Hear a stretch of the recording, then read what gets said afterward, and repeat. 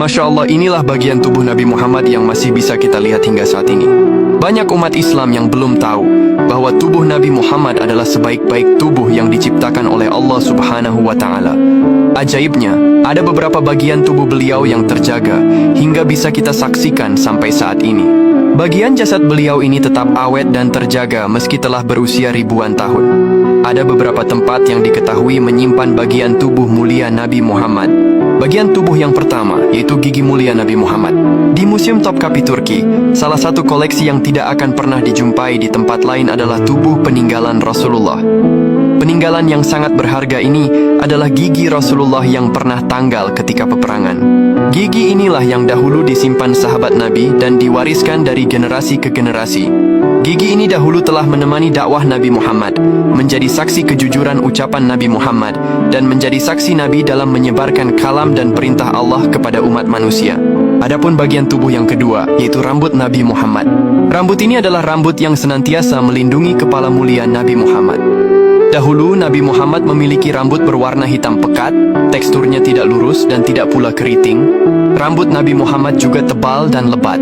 Rambut Nabi Muhammad mencapai pertengahan kedua telinganya. Menurut riwayat, Nabi Muhammad memiliki dua tukang cukur, yaitu Kharish bin Umayyah dan Muammar bin Abdullah. Kharish pernah mencukur Nabi Muhammad saat di Hudaybiyah, sedangkan Muammar pernah mencukur Nabi Muhammad saat Haji Wada. Saking menyukai sosok Nabi Muhammad, ada beberapa sahabat beliau yang menyimpan potongan rambut Nabi Muhammad.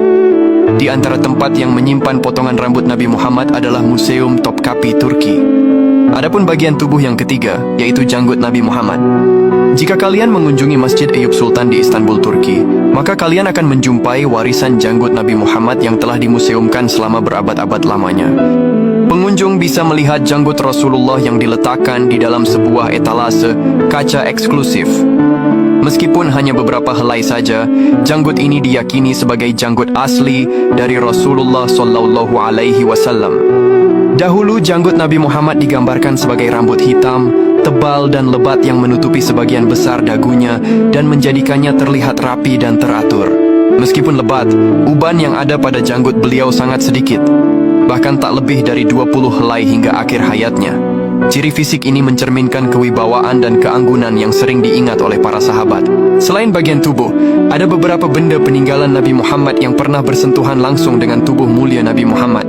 Yang pertama, yaitu imamah atau sorban Nabi. Sorban atau imamah Nabi Muhammad ini tersimpan rapi di Istana Topkapi, Istanbul, Turki. Sorban ini tersimpan di dalam ruangan khusus yang disebut ruang relik suci atau Chamber of the Holy Relics. Sorban hijau ini merupakan salah satu peninggalan Nabi yang sangat berharga dan sering digunakan oleh beliau selama hidupnya. Sorban Nabi Muhammad ini berwarna hijau dan merupakan warna favorit beliau. Yang kedua, yaitu terompah atau sandal Nabi Muhammad. Terompah atau sandal Nabi Muhammad adalah simbol kesederhanaan dan kerendahan hati beliau. Sandal ini dipercaya terbuat dari kulit dengan 2 tali, menggambarkan gaya hidup sederhana Nabi Muhammad. Meskipun bentuknya sederhana, terompah ini menjadi sangat mulia karena bersentuhan dengan kaki Nabi dan bahkan dikaitkan dengan peristiwa Isra Mi'raj karena digunakan dalam perjalanan spiritual agung tersebut. Adapun yang ketiga, yaitu surat Nabi Muhammad.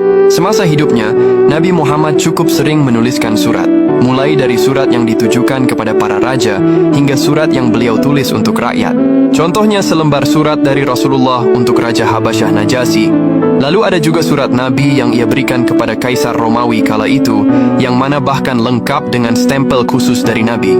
Ada pula surat untuk Raja Heraklius di Romawi, surat Nabi untuk Raja Makaukas Mesir, hingga surat yang diperuntukkan oleh Nabi kepada rakyat Oman. Adapun yang keempat, yaitu saif atau pedang Nabi. Benda ini adalah senjata yang sering digunakan oleh Nabi Muhammad ketika melawan para musuhnya di beberapa tempat.